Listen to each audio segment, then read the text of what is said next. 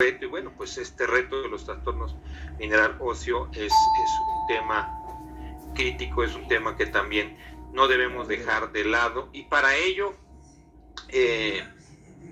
tenemos un gran profesor que nos acompaña conectado ahorita en vivo desde la hermosa ciudad de Mérida, Yucatán, el doctor Juan Pablo Báez Cruz, quien me voy a permitir a presentarlo en este momento. Él es médico cirujano formado en la Facultad de Medicina de la Universidad Autónoma de Yucatán. Él hizo su especialidad también en ese hermoso estado de Yucatán, en el Hospital Regional de Especialidad, licenciado Ignacio García Telles, y después se vino a formar como nefrólogo a la Ciudad de México, al Centro Médico Nacional Siglo XXI, en el Hospital de Especialidades, que de paso digo, bueno, también es mi alma mater, el Centro Médico Nacional Siglo XXI.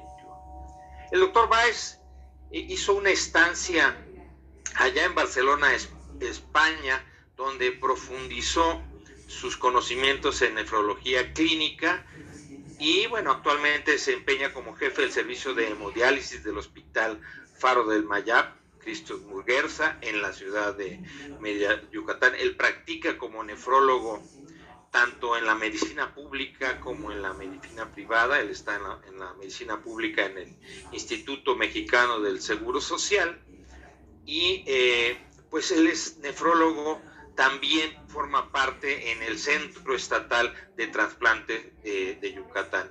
Él ha participado en diversas actividades docentes y en una gran cantidad de publicaciones, por lo cual le quiero dar la bienvenida al doctor Juan Pablo Báez.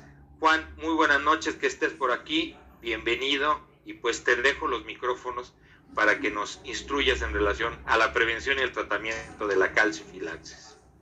¿Qué tal, doctor Soria? Pues muchas gracias, muy agradecido por la presentación, y pues muy contento de estar esta noche aquí con todos ustedes. Agradezco la invitación del laboratorio Amgen para poder estar en esta última sesión del Virtual Renality del año, ¿no? Y pues, ¿qué más que tratar un tema que la verdad es que es muy bonito,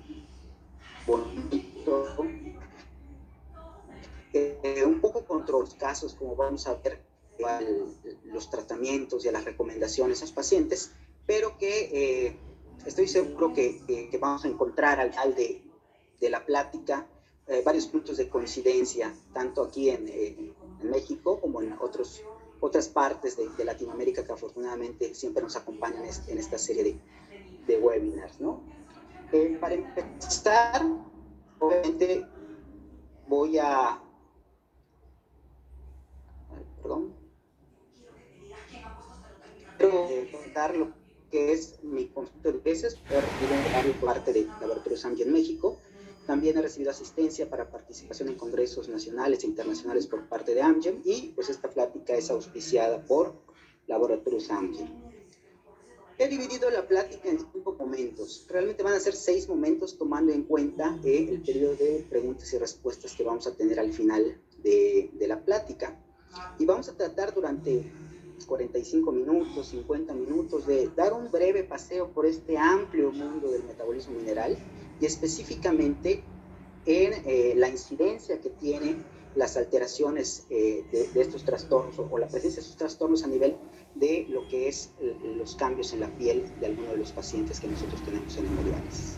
A manera de introducción, como todos nosotros sabemos, la enfermedad renal crónica es una patología progresiva, y que a medida que el filtrado glomerular va disminuyendo y el paciente va avanzando en sus estadios de enfermedad renal crónica, se van presentando una serie de complicaciones, ¿sí?, que van a dar como resultado alteraciones significativas en la salud de nuestros pacientes, de tal manera que las alteraciones del metabolismo mineral, junto con la anemia, se presentan o inician muchas de las veces en el estadio 3, puede ser a veces un poco antes, pero en el estadio 3 es cuando se hacen más notorias.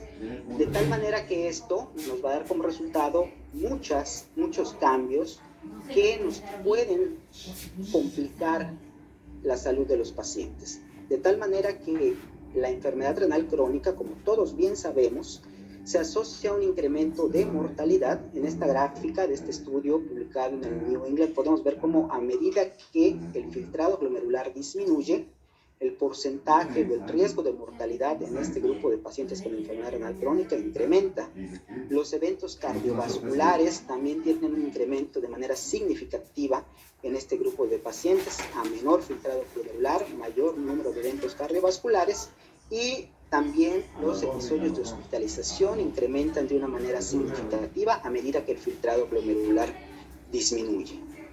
De tal manera que si nosotros vemos esta gráfica, que seguramente recordarán porque ya en otras presentaciones varios colegas la han explicado, podemos ver en esta gráfica dos grupos de pacientes. Un primer grupo de pacientes, ¿sí?, que no tienen terapia sustitutiva de la función renal, no tienen enfermedad renal crónica, y otro grupo de pacientes que sí tienen una terapia sustitutiva de la función renal. De tal manera que la mortalidad en el grupo de pacientes que tiene una terapia sustitutiva de la función renal prácticamente se equipara. Un paciente de 30 años con terapia sustitutiva de la función renal, su mortalidad se equipara con un paciente de 85 años sin terapia sustitutiva de la función renal. Y recuerdo una frase o un dicho que nos decían siempre por algún maestro cuando veíamos algún paciente joven con enfermedad renal crónica en los hospitales, que nos decían: este paciente de 20, 25 años tiende a sus bacterias que este paciente que no tiene terapia sustitutiva y tiene 80, 85 años. Y aquí vemos en esta gráfica pues claramente esta relación que existe entre la mortalidad y el tener o usar una terapia sustitutiva de la función renal. Y esto sabemos que existen una serie de complicaciones, una serie de cambios en el organismo que van a dar como resultado que los pacientes tengan mayor mortalidad.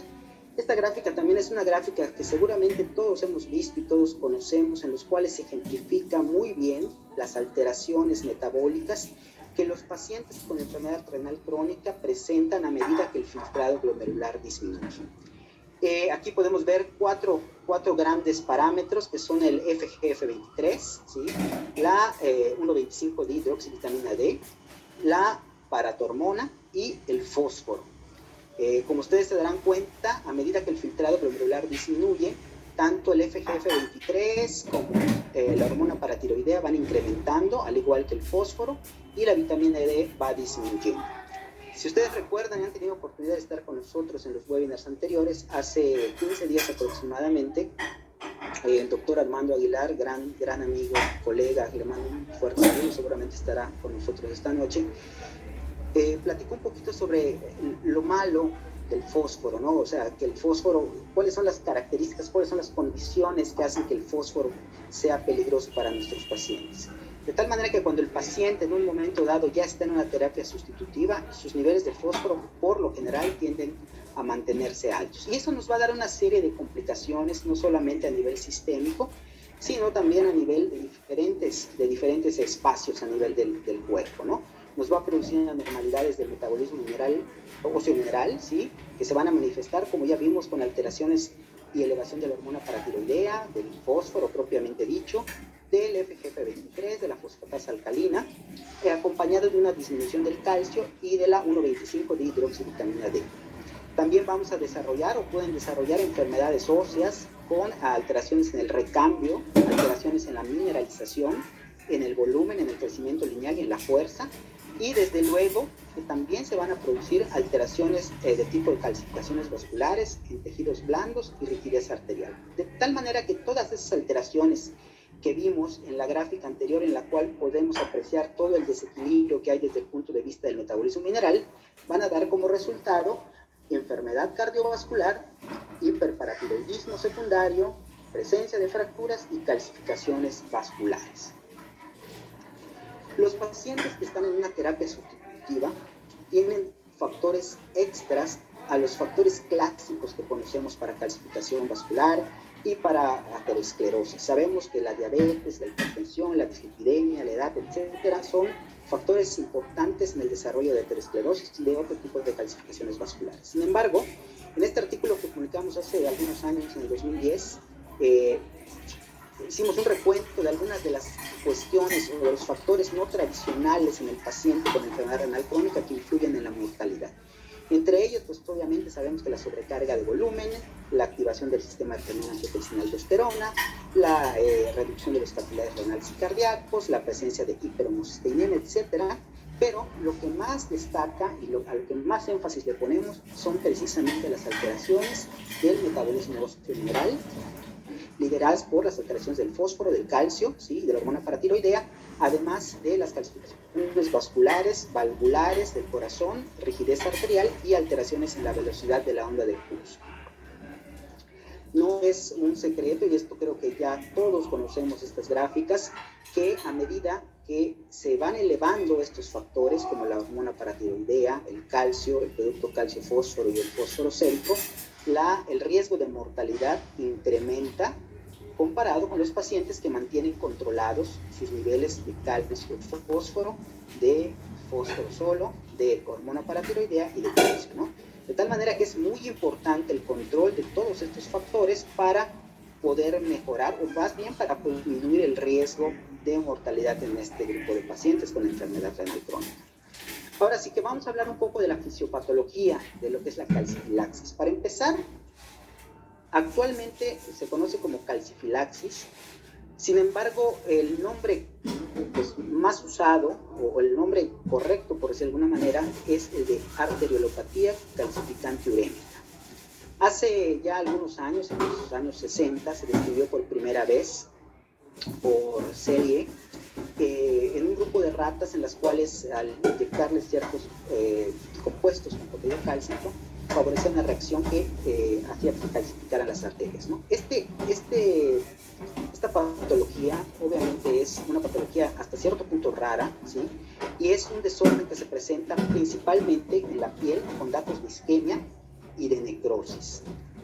Histológicamente se caracteriza por calcificación de las arteriolas de la dermis, así como del tejido adiposo subcutáneo. Más adelante vamos a ver un estudio in vitro en el cual vemos cómo al exponer el tejido adiposo a ciertas concentraciones de fósforo, este tejido adiposo puede tener también cambios sugestivos de calcificaciones, ¿no? Por eso más adelante vamos a ver en el tratamiento este estudio y vamos a entender también un poquito del porqué de estas manifestaciones clínicas.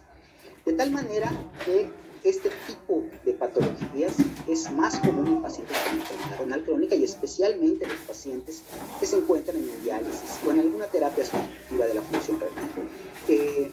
La mortalidad es muy alta, ¿sí? Aproximadamente la mortalidad en un año es entre el 40 y 60% dependiendo de la presentación de la enfermedad, ¿sí?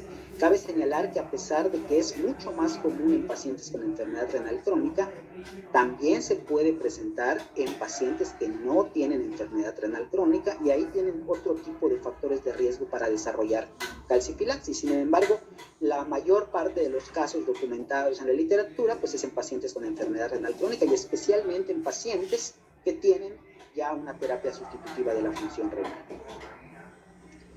Y estas son algunas de las presentaciones que podemos ver con un paciente en calcifilaxis, ¿no? Pueden ser desde líbedos reticulares, podemos ver pequeñas induraciones, podemos ver cambios en la coloración, podemos ver ya heridas muy cruentas, que aquí yo creo que sí, definitivamente no podemos dejar pasar de largo estas heridas cuando las vemos en algún grupo de pacientes. Sin embargo, sí es muy importante que nos aprendamos a reconocer o que tengamos la sospecha de calcifilaxis para poder hacer un diagnóstico oportuno y tratar de dar un tratamiento lo más completo posible para nuestros pacientes.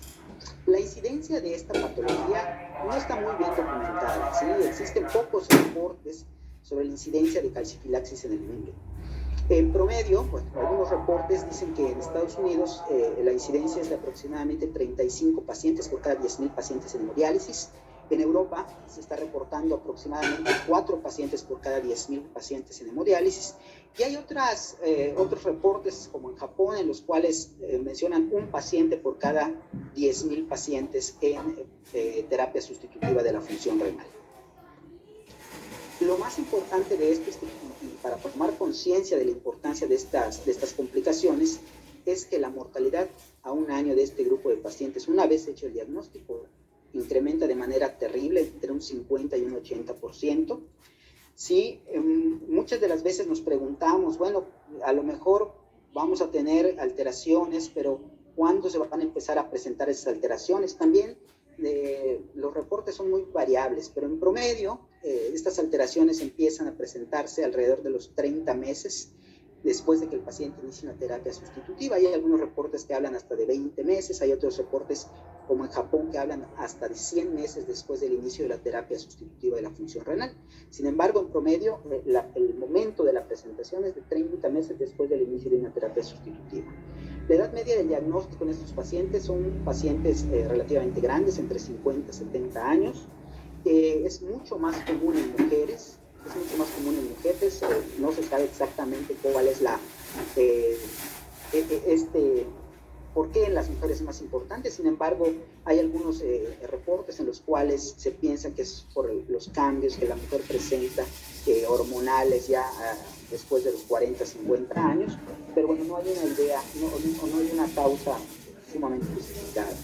También la etnicidad es muy importante. Se ha visto un mayor desarrollo de calcifilaxis en la población negra, mientras que en la población blanca es menor, un 49 versus un 28%, y no hay datos muy claros en algunos grupos de poblaciones especiales, como por ejemplo los pacientes trasplantados renales, los pacientes hispanos, ¿sí? Ni en pacientes con estadios iniciales de la enfermedad renal crónica, ya que a pesar de que esta patología se presenta con más frecuencia en pacientes que ya están con terapia sustitutiva, también hay reportes de algunos casos en los cuales al inicio de la enfermedad renal crónica también pueden presentarse este tipo de trastornos. ¿Cuáles son los factores riesgos clásicos para desarrollar calcifilaxis? ¿Qué es lo que puede tener mi paciente que puede generar el desarrollo de calcifilaxis? Definitivamente, el primero es la enfermedad renal crónica en etapas avanzadas, especialmente en terapia sustitutiva, llámese diálisis peritoneal o hemodiálisis, aunque la mayor parte de los casos reportados han sido en hemodiálisis, ¿sí? Esto va muy de la mano con las alteraciones del metabolismo óseo mineral, por eso hacíamos énfasis en el principio de la plática de la importancia del metabolismo óseo mineral y sobre todo en la mortalidad y en el control de los parámetros que envuelven todo lo que es el sistema del metabolismo óseo mineral para mejorar la calidad de vida de los pacientes. El uso de la warfarina, básicamente, ya que los anticoagulantes, específicamente la warfarina, inhibe algunos factores que evitan la calcificación vascular, de tal manera que muchos de los pacientes que tienen algún problema de enfermedad renal crónica también tienen problemas cardiovasculares, arritmias, etcétera, por lo cual necesitan tomar algún tipo de anticoagulante, y muchas de las veces y muchos de los casos que se han reportados tienen que ver con el uso de warfarina. La obesidad también es un factor de riesgo. El género femenino, como ya comentamos, es más común en mujeres que en hombres. Estados de hipercoagulabilidad sistémicos, alteraciones del tejido conectivo, traumas repetidos en la piel. Esto es muy común, ¿sí? De hecho, sabemos que los pacientes que tienen una enfermedad renal crónica muchas de las veces tienden a tener que necesitar inyecciones repetidas, ya sea de insulina o de eritropoyetina, y obviamente la repetición y las inyecciones en los mismos sitios pues también tienden a generar algún tipo de problemas a nivel de la piel. La diabetes mellitus por sí mismo es un factor que favorece la calcificación, y aunado a otras complicaciones como la enfermedad renal crónica y las alteraciones del metabolismo mineral, pues potencializa ese riesgo para formar o para calcificaciones. La enfermedad hepática, y desde luego que algo que nosotros influimos mucho en eso es el uso de algunos medicamentos, como por ejemplo los quelantes de fósforo basados en calcio, ¿sí? O el uso de corticosteroides, especialmente en pacientes con enfermedades autoinmunes o en pacientes con trasplante renal que necesitan tomar algún tipo de esteroide, ¿no? Sabemos, ya lo hemos platicado también en varias ocasiones, que la célula del músculo liso vascular es una célula que tiene una plasticidad increíble y que va a reaccionar diferenciándose dependiendo del estímulo al cual sea sometido, ¿no? De tal manera que la célula del músculo lisovascular se puede diferenciar de diferentes maneras. Sin embargo, no necesariamente esa diferenciación es buena, ¿no? Dependiendo del medio en el cual esta célula se encuentre, hablando específicamente de la enfermedad renal crónica, la célula se encuentra en un medio urémico y por lo tanto va a generarse o va a diferenciarse o puede diferenciarse en una célula que pueda generar calcificación vascular. Sabemos, y también esto ya se ha platicado en webinars anteriores, pero lo vamos a tocar brevemente, que hay diferentes tipos de calcificación vascular. ¿Sí? La calcificación vascular más común o más conocida en los pacientes con factores de riesgo como diabetes, hipertensión, obesidad, tabaquismo, etcétera, es la calcificación de la capa íntima, ¿sí? De las arterias, que se asocia a aterosclerosis y a eventos cardiovasculares en los cuales hay una formación de una placa inflamatoria con células grasas a nivel de lo que es la parte más interna de lo que es el vaso sanguíneo. La calcificación de la capa media es la que más nos interesa en estos casos, en las cuales por alteraciones a nivel del medio interno de los pacientes se va a favorecer la mutación o la diferenciación más bien de las células del músculo liso vascular a células calcificantes, ¿no? Esto va a dar como resultado alteraciones en la onda de pulso, hipertrofia del ventrículo y también a la larga insuficiencia cardíaca. También tenemos calcificaciones valvulares cardíacas, de la válvula aórtica especialmente, de la válvula mitral, y la calcifilaxis como una cuarta calcificación, mejor conocida como la arteriolopatía urémica calcificante. Y esta se va a dar en el contexto de algunos cambios que vamos a presentar precisamente por la asociación y por los cambios urémicos que va a presentar el paciente durante la evolución de su enfermedad. ¿Qué es lo que va a pasar en estos casos? Bueno, vamos a tener una pérdida en el equilibrio entre los factores promotores de la calcificación, como son el factor morfogénico del hueso tipo 2 o tipo 4, la osteocalcina, y los inhibidores de la calcificación, como son la fetulina A, el pirofosfato y la MGP. Esto muchas de las veces favorecido por el fósforo, también favorecido por el medio urémico en el que está el paciente, pero en otros casos también favorecidos por el uso de algunos medicamentos, especialmente, como ya platicamos, la warfarina, que va a interferir en el efecto o en el metabolismo del MGP. Además de esto, también vamos a tener factores que nos van a inducir a que exista una hipercoagulabilidad sistémica con deficiencias de proteínas como la proteína C, la proteína S, hipercoagulabilidad a nivel local como la disfunción endotelial, incremento de algunos factores de hipercoagulabilidad como la trombomodulina, de tal manera que se van a conjuntar para favorecer primero el engrosamiento de la capa media a nivel arterial y posteriormente para presentar trombosis del vaso sanguíneo asociado también a la hiperplasia de la íntima. ¿Cuál es el papel del calcio y el fósforo? Como ya platicamos, obviamente la célula del músculo liso es sumamente diferenciable, ¿sí? Es muy plástica, tiene una plasticidad increíble, y esto va a favorecer a que esta célula pueda generar cambios a nivel de su estructura y pueda convertirse en una célula de tipo condrogénica, osteocondrogénica. De hecho, por la pérdida de los inhibidores, como es el MGP, el pirofosfato, ¿sí? La osteocopigerina, y la liberación de algunas matrices, vesículas de matriz endotelial, y algunos cambios en su genética que van a producir incremento en los factores de calcificación. Y la evolución que vamos a tener en estos casos es que el paciente va a empezar primeramente con una arteria normal.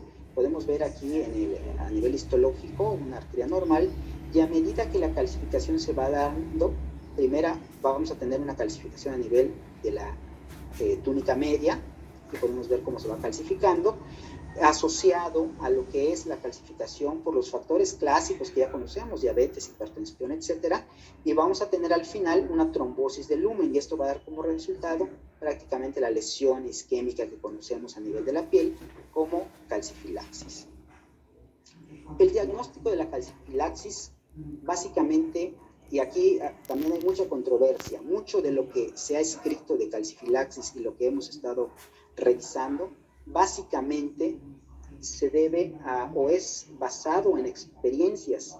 Son muy pocos los estudios, los ensayos clínicos controlados que nos han demostrado algún beneficio de algún fármaco, de algún tipo de intervención en este grupo de pacientes. De tal manera que el diagnóstico básicamente va a ser por anamnesis y por examen físico, donde ya vimos que puede ser un paciente con alguna úlcera, con algún cambio en la coloración de la piel, algún nódulo doloroso, ¿sí? Que va a ir creciendo, que no cicatriza, ¿sí? Muchas veces es un poquito difícil hacer el diagnóstico tomando en cuenta que muchos de los pacientes que tenemos son diabéticos y también pueden tener o pueden coexistir alteraciones a este nivel, ¿sí? Bioquímicamente no hay un marcador que podamos decir esto podemos pedir y vamos a encontrar si sale positivo el paciente tiene calcifilaxis. Sin embargo, lo que sí podemos encontrar es alteraciones o son alteraciones del metabolismo óseo mineral, ¿sí? Y la mayor parte de las veces es un diagnóstico clínico, ¿sí? Existe una serie de estudios que podemos utilizar para complementar este diagnóstico clínico, como por ejemplo una radiografía de la zona afectada, donde generalmente lo que vamos a ver son las calcificaciones, los vasos sanguíneos calcificados, ¿sí? Todos los trayectos de los vasos sanguíneos se encuentran prácticamente calcificados. También en algunos reportes se ha usado la gamografía ósea, ¿sí? En los cuales hay una hipercaptación del tecnesio 99 a nivel de las zonas en las cuales está la lesión.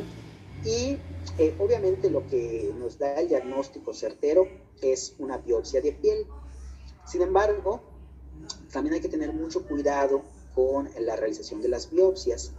Muchas de las literatura y muchas recomendaciones y series de casos que se han publicado no la recomiendan del todo, ya que a pesar de que nos puede dar un diagnóstico certero, también puede precipitar mayor daño a nivel de lo que es el hecho de la herida y puede favorecer procesos infecciosos a este nivel. De tal manera que no hay un consenso en el cual nos recomienden hacer una biopsia a todos los pacientes que tengan calcifilaxis. En lo que sí hay un consenso en la mayor parte de los reportes que tenemos es que el diagnóstico se debe hacer de manera clínica.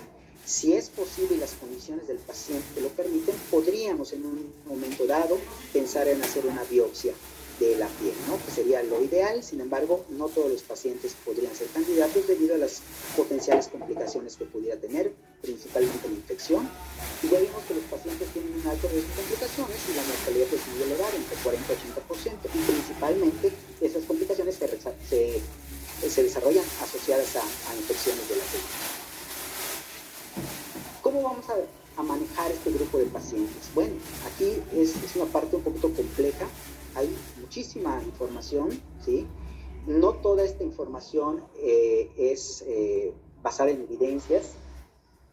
Para empezar, como tal, un tratamiento específico para la calcifilaxis, pues no existe, ¿sí? No hay un tratamiento que digamos, este es el bueno para dar a los pacientes que tengan calcifilaxis.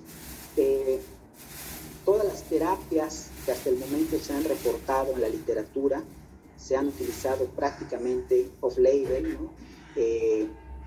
Algunos con combinaciones de diferentes estrategias que han dado en algunos casos buenos resultados, en otros casos no tan buenos resultados, ¿sí? Y lo que es más importante es que hasta el momento no existe una guía de práctica clínica que esté basada en evidencias, ¿no? Sobre la prevención y el tratamiento de la calcifilaxis. Realmente toda la información que tenemos está basada en la experiencia de expertos que pues, han hecho el favor de publicar los casos y las intervenciones en las cuales se han basado para poder ayudar a sus pacientes. Entonces, de entrada, pues aquí ya tenemos un problema porque, pues bueno, vamos a tratar de mostrarles algunos de los tratamientos más comunes en el hecho, en el manejo de estos pacientes. En lo que sí hay un consenso, y esto sí es muy importante que todos lo tengamos en cuenta, es en el hecho de que el abordaje de estos pacientes debe ser de manera multidisciplinaria, ¿no? No puede ser solamente competencia del nefrólogo, sino que también tenemos que involucrar a todo el grupo de salud para poder brindarles un tratamiento un mejor tratamiento a los pacientes, ¿no? Desde el punto de vista de nefrología, pues lo que nos toca a nosotros básicamente es el manejo de los trastornos minerales óseos asociados a la enfermedad renal crónica, tratar de mantener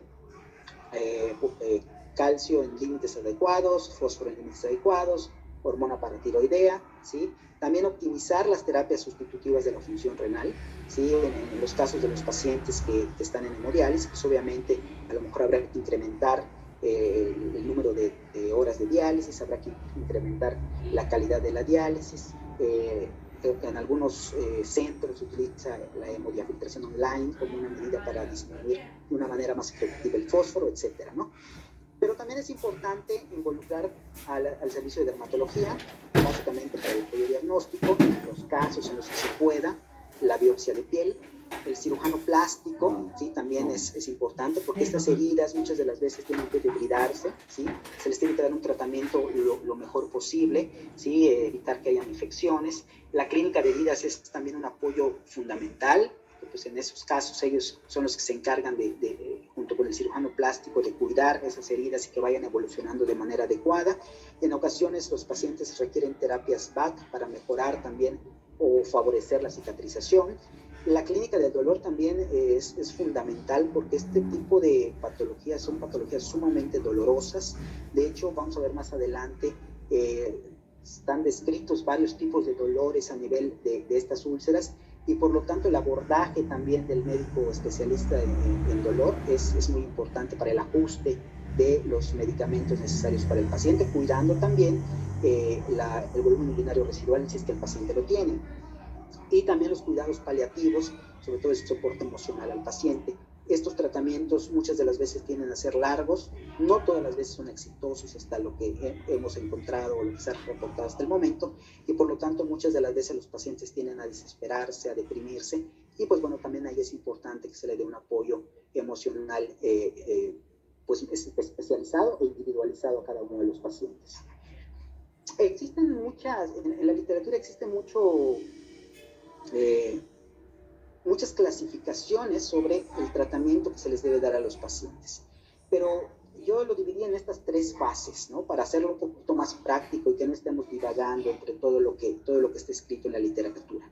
El primero es el tratamiento médico, ¿sí? El tratamiento médico involucra el uso de algunos fármacos que conocemos y que manejamos de manera habitual, como los calcimiméticos, el tiosulfato de sodio, los gelantes de fósforo no cálcicos, los bifosfonatos, en algunos casos suplementos de vitamina K, y vamos a platicar un poquito sobre el SNF472, que es una molécula relativamente nueva.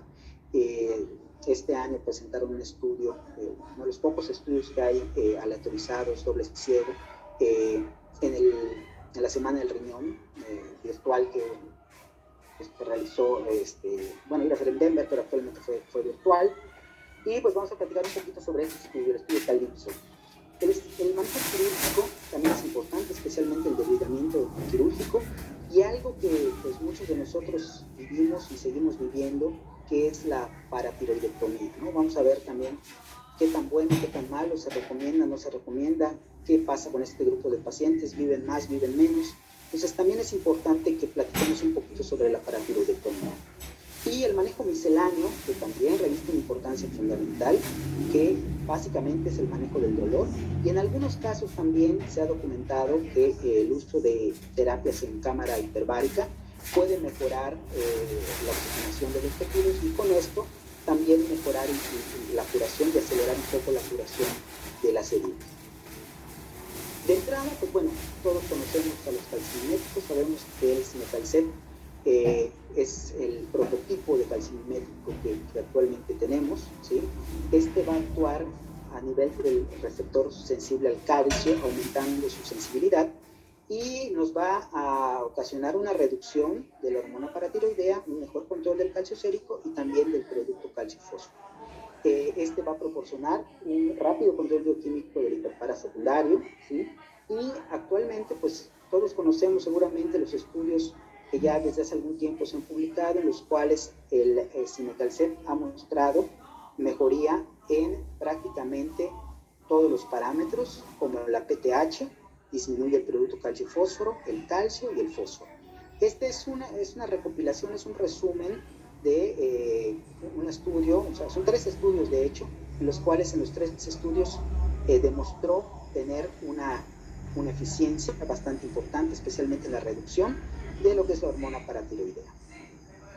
Y aquí ya desglosamos punto por punto cuáles son los beneficios del Cinacalcet, entre los cuales, pues obviamente el Cinacalcet permitió mejorar prácticamente los 4 parámetros en el grupo de pacientes que recibió el medicamento comparado con el grupo de pacientes del grupo control, en los cuales recibieron placebo, ¿no? De tal manera que podemos ver que mejoramos en cuanto al nivel de hiperparatiroidismo con disminución de la PTH, estabilización de lo que es el fósforo sérico, el calcio sérico y el producto calcio-fósforo, logrando las metas que se recomendaban en las guías KDOQI.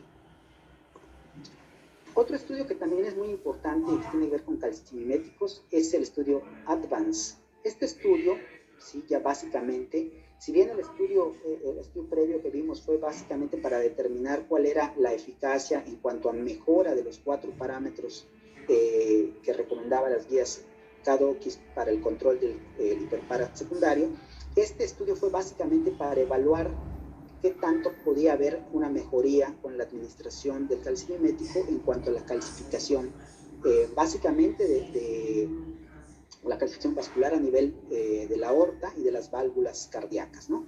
Este es un estudio en el cual se incluyeron 360 pacientes en hemodiálisis que fueron tratados con Cinacalcet y con dosis bajas de vitamina D. De tal manera que en estos pacientes, previo a ingresar al estudio, se determinó la calcificación coronaria y aórtica, así como los depósitos de calcio en las válvulas cardíacas, tomando en cuenta el índice de Agatston. Este índice, para los que no están familiarizados con él, es un índice que se mide a través de tomografía, en el cual, dependiendo de las unidades Hounsfield, se estadifican en ciertas categorías, ¿no? Estos pacientes, los pacientes que tuvieron un índice de Agatston mayor o igual a 30, fueron aleatorizados para recibir Cinacalcet más dosis bajas de vitamina D. Resulta que, si nosotros vemos la gráfica, vemos el porcentaje de cambio que hubo en las arterias coronarias, ¿sí? Básicamente el grupo con Cinacalcet tuvo un mejor desempeño, tuvo menos calcificación. A nivel de la aorta torácica también, a nivel de la válvula aórtica también, y a nivel de la válvula mitral también. Sin embargo, algunas debilidades de este estudio no permiten concluir como tal que este estudio o que el Cinacalcet como tal favorece al 100% lo que es la disminución de la calcificación vascular. Sí hay datos que sí nos demuestran que en un momento dado hubo una reducción. Sin embargo, si se dan cuenta, las P's no son significativas, ¿no? Y aquí, sobre todo, un apunte que hacen los autores es que al final del día lo que más nos importaría en este caso sería los factores relacionados con la mortalidad y la calcificación.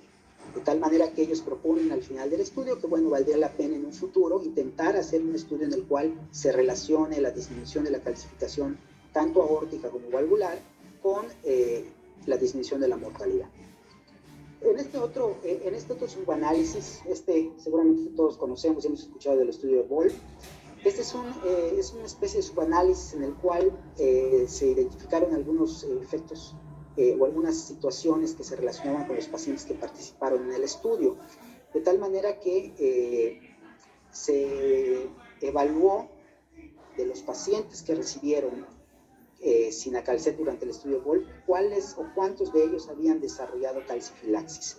Y lo que se encontró es que los pacientes que habían tomado Cinacalcet tuvieron una menor incidencia para desarrollar calcifilaxis que los pacientes que no tomaron Cinacalcet, de tal manera que aparentemente hubo una reducción en la incidencia de calcifilaxis entre el 69 y 75%, pero pues bueno, también concluyen que se requieren más estudios más específicos para la relación entre Cinacalcet y calcifilaxis, ya que como les comento, fue un subanálisis del estudio Boll cuyo desenlace era diferente, ¿no? No era evaluar la incidencia exactamente sobre la calcificación y sobre la calcifilaxis como tal. Actualmente, Uno de los fármacos que se utiliza y que coinciden en la mayor parte de los reportes de casos que hemos visto es el tiosulfato de sodio. El tiosulfato de sodio es una sal, es un medicamento que se administra por vía intravenosa y que ha demostrado que de una u otra manera disminuye la calcificación a nivel de lo que son los vasos sanguíneos a nivel de la herida, ¿no? Se han hecho varios estudios, tenemos varios ya reportes, más que estudios, varios reportes de casos en los cuales se han manejado algún grupo de pacientes. Este, por ejemplo, es un estudio hecho en Austria, es un reporte de 27 pacientes que se encontraban en terapia sustitutiva con un tiempo promedio de 101 días de tratamiento con tiosulfato de sodio. Se le administraron 25 gramos de tiosulfato de sodio 3 veces por semana. Y aquí están los resultados en general del estudio, ¿no? De todos los pacientes, fueron 27 pacientes, los pacientes que recibieron tiosulfato de sodio sobrevivieron 13, ¿sí? De estos pacientes, 18 tenían alteraciones muy severas en las heridas, tenían una calcifilaxis muy severa, ¿sí? Y los pacientes que fallecieron fueron los que tuvieron muchas más calcificaciones, muchas más alteraciones. Sin embargo, un gran porcentaje de esos pacientes logró sobrevivir y sobre todo un porcentaje importante también logró revertir estos datos o estas manifestaciones clínicas de la calcifilaxis. De tal manera que concluyen ellos que la administración del tiosulfato pudiera ayudar a mejorar los resultados finales en los pacientes. Otro estudio también con tiosulfato, es un estudio un poquito más grande, de 172 pacientes, a los cuales también se les administra tiosulfato de sodio, 25 gramos, por 3 veces a la semana, por un promedio de 90 días, 91 días, 3 meses básicamente. Y en los cuales aquí se midió la mortalidad. En esta gráfica podemos ver cómo los pacientes que en un momento dado, primero, cuántos mejoraron, ¿no? 26% de este grupo reportó resolución completa del cuadro de calcifilaxis, 19% una mejoría muy marcada, 28% mejoría simple y un 6% sin mejoría. Otro porcentaje de estos pacientes pues dejó el seguimiento y se desconoce. Y lo que sí podemos ver que los pacientes que utilizaron tiosulfato de sodio tuvieron menor riesgo de mortalidad o mayor sobrevida comparado con los pacientes que no lo utilizaron. De tal manera que los pacientes que recibieron tiosulfato tuvieron mejoría clínica y mayor sobrevida. Este es un estudio muy bonito y muy interesante, es un estudio básico, es un estudio que se hizo en Estados Unidos, en los cuales trataban de demostrar cómo el tiosulfato podría ayudar a disminuir las calcificaciones vasculares. Se utilizaron adipocitos, células de adipocitos que se maduraron, ¿sí? Aquí vemos las gráficas de cómo están los adipocitos, ¿sí? Aquí vemos el control de von Cosa, que es la tinción que utilizamos para ver calcificaciones. Y aquí podemos ver cómo cuando los adipocitos se someten a un medio rico en fósforo, cómo se transforman y cómo cambia. Podemos ver cómo empiezan a tener calcificaciones vasculares.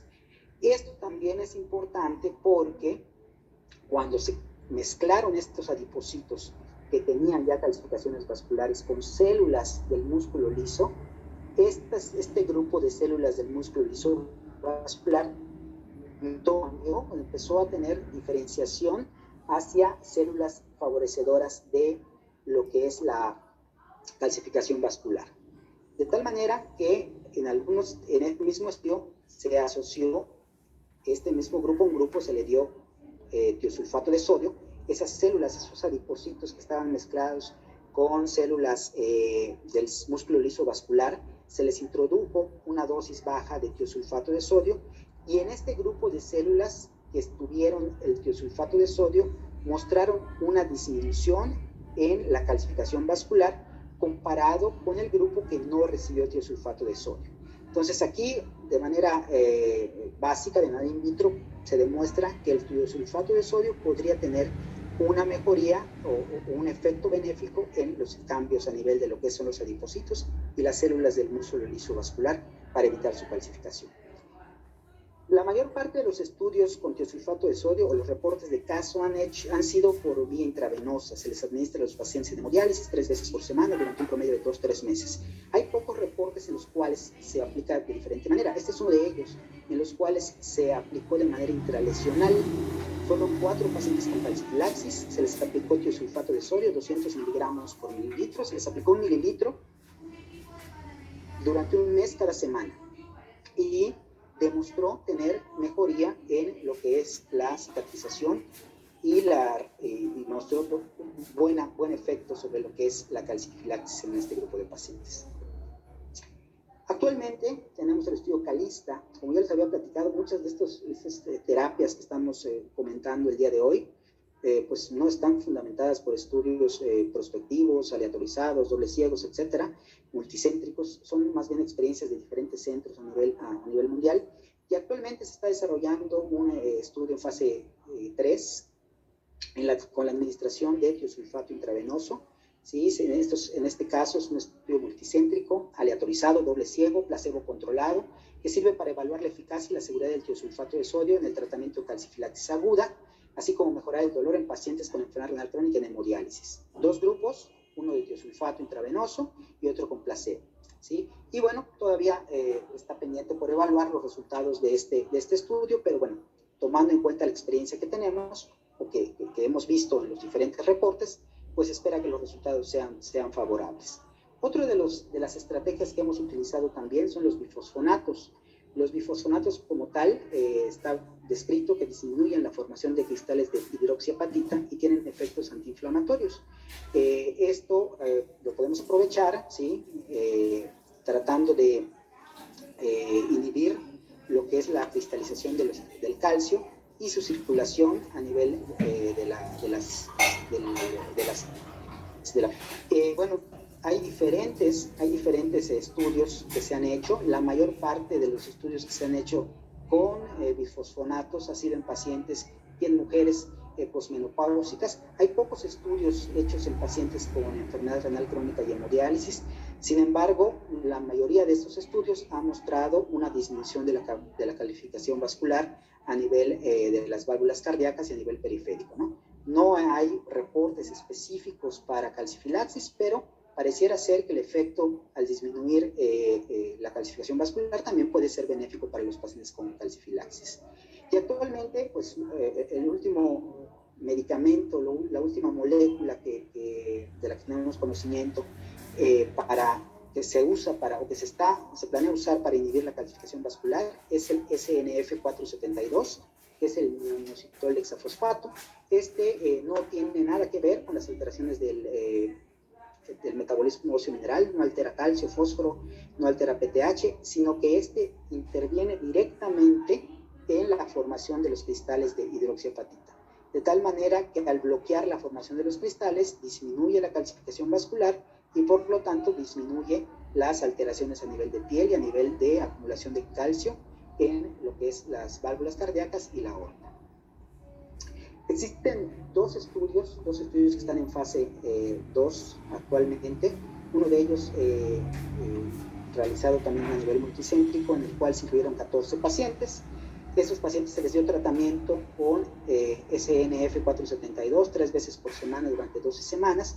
Y aquí básicamente lo que se evalúa eran los cambios que tenía o la respuesta que tenía a nivel de la herida, ¿no? Se utilizaron una escala visual análoga para ver dolor, se utilizó una escala que sirve para evaluar la curación o la mejora de una herida, así como tal, que tiene diferentes parámetros y tiene una puntuación, y con base en eso se determina si la herida está mejorando, si está empeorando o no ha tenido una mejoría específica, ¿no? De tal manera que después de 12 semanas se encontró una mejoría bastante buena en lo que es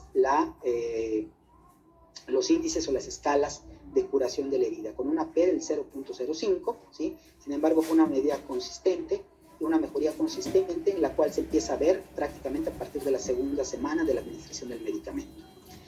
Estos son los puntos que evalúa prácticamente la BWAT, que es la escala que se utiliza para medir curación, y en la cual vemos cómo prácticamente todos los pacientes tuvieron mejoría de la induración del tejido periférico, de los cambios de coloración alrededor de la herida, presencia de tejido de granulación, disminución del tejido necrótico, epitelización, el exudado también que presentaban, la profundidad, etcétera, ¿no? Prácticamente hubo mejoría en todos los pacientes que recibieron la molécula. También hubo cambios con la escala visual análoga del dolor, hubo disminución del dolor a partir de la semana 6 prácticamente, del dolor tan intenso que presentaban los pacientes. Y pues bueno, esto sí tuvo un impacto bastante positivo en este grupo de pacientes. Y la calidad de vida, también medida por una escala de calidad de vida, obviamente también mejoró con la administración del medicamento. De tal manera que, pues bueno, parece ser una muy buena opción hasta el momento, todavía en fase 2, pero pues bueno, vamos avanzando, ¿no? Otro de los estudios que también está en desarrollo, bueno, perdón, ya se publicaron los resultados, es el estudio Calypso. El estudio Calypso es un estudio que tenía como meta probar la hipótesis de que el SNF472 atenuaba la progresión de la calcificación vascular en pacientes de hemodiálisis. Estos pacientes se aleatorizaron en 3 grupos, fueron un total de, en 3 grupos fueron 92 pacientes, y un grupo recibió el medicamento a dosis bajas, otro medicamento a dosis intermedias y otro recibió placebo. Y los pacientes que recibieron placebo tuvieron menor cambios en lo que son la calcificación de las arterias, de la aorta y de las válvulas, comparado con los pacientes que sí usaron el medicamento, en los cuales se vio regresión más bien de lo que son las calcificaciones vasculares. Y pues bueno, al final, comparando con el placebo, después de 52 semanas, el tratamiento con SNF472 atenuó significativamente la progresión de las calcificaciones de las arterias, ¿no? Sin embargo, pues bueno, aquí, a pesar de que los autores comentan que, pues bueno, es muy bueno que haya una regresión en las calcificaciones, pues vemos a lo mismo, no hubo o no se estudió como tal un impacto en los eventos cardiovasculares y en la mortalidad, que finalmente es lo que tratamos de modificar, ¿no? Rápidamente les comento terapia de oxígeno hiperbárico, como ya habíamos dicho, dentro de las cuestiones generales. También hay estudios en los cuales se ha determinado, o sea, se ha visto que pues pudiera mejorar en algunos casos, ¿sí? Las respuestas de las heridas de estos grupos de pacientes. Tenemos varios estudios que se han hecho, más bien varios reportes de casos en los cuales hay mejoría de hasta el 100% en algunos pacientes, ¿no? Obviamente, no solamente con terapia hiperbárica, sino con la combinación de diferentes estrategias, como por ejemplo el sinacalcet, por ejemplo el tiosulfato de sodio, los quelantes no cálcicos, etc. ¿Y cuál es el papel de la paratiroidectomía? Bueno, la paratiroidectomía, que muchos de nosotros nos ha tocado vivirla de cerca y en volúmenes importantes, pues bueno, es aceptada realmente como una buena terapia. Sin embargo, dado su riesgo alto de complicaciones, pues solamente como tal se acepta cuando la terapia médica falla. Tenemos actualmente estrategias terapéuticas bastante confiables que podemos dar al paciente como primera opción, pero en caso de que el paciente por algún motivo no tenga una buena respuesta, entonces tendremos que pensar en la paratiroidectomía. Hay algunos estudios en los cuales compara la sobrevida de pacientes que fueron operados con pacientes que no fueron operados, y en los cuales aparentemente los pacientes que tuvieron paratiroidectomía tuvieron menor riesgo de complicaciones y mayor sobrevida, ¿no? Esos son 2 estudios en los cuales se ha comparado. El tipo de dolor también es muy importante. Brevemente les voy a comentar que existen, de acuerdo a diferentes entrevistas que se hacen dentro del grupo de algólogos y de pacientes, 4 tipos básicamente: inflamatorio y el nocivo. El tratamiento del dolor es algo fundamental para el paciente, porque básicamente el paciente pues,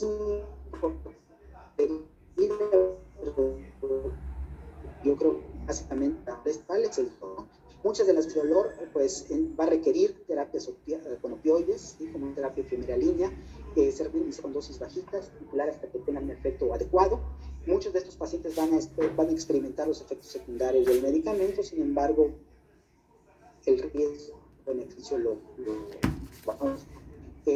Muchas de las veces también podemos usar gabapentina con el tipo de dolor neuropático. Y aquí un punto muy importante son el uso de los fármacos, de los AINES, de los antiinflamatorios no esteroideos, ya que en un momento dado sí se podrían utilizar. Sin embargo, también muchos de los reportes dicen úsalo con precaución, sobre todo si el paciente orina, por el riesgo de causar mayor deterioro a ese volumen urinario residual. Algo que ya estamos cerca de terminar, brevemente quiero compartir esta reflexión, ¿no? Los intelectuales resuelven problemas y los genios los evitan. Realmente yo creo que nosotros como médicos latinoamericanos, porque seguramente hay gente de otros países, pues nos tenemos que ingeniarlas, porque no siempre contamos con todo el armamento que necesitamos para tratar a nuestros pacientes, ¿no?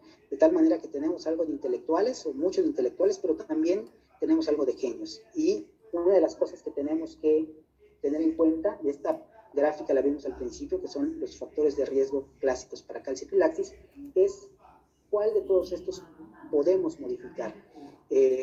Con respecto a la prevención, es muy importante controlar de manera temprana las alteraciones del metabolismo óseo mineral, tratar de evitar el uso de anticoagulantes, o identificar qué pacientes usan anticoagulantes, específicamente warfarina, y sugerir el cambio de este anticoagulante, porque ya sabemos que interfieren en los mecanismos de calcificación. Reducir el peso del paciente, ¿sí? Eso también va a impactar de manera positiva. Disminuir los traumas repetidos en la piel, básicamente por las inyecciones múltiples de insulina, de eritropoyetina, etcétera. Controlar adecuadamente algunos factores, algunas comorbilidades como la diabetes, y usar con responsabilidad